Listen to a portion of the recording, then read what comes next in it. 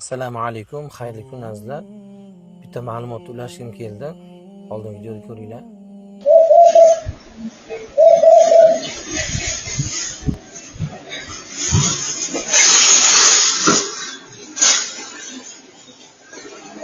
Bu holat yaqin bir ukamiz oilasida bo'ldi.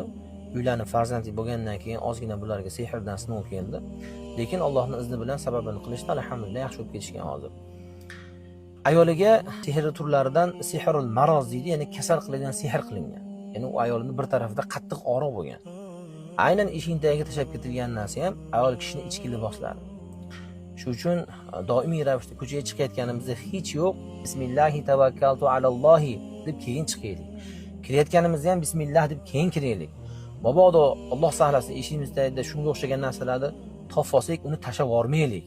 Ko'pchilik aytadi, men suvga oqizib yubordim, tashlab yubordim, yoqib yubordim. Yo'q, azizlar, buni mutaxassislarga olib borib, ya'ni ruqya qiluvchilarga, o'zimiz yaqin atrofimizda bilgan roqiylarga olib borib buni botil qilishlik kerak.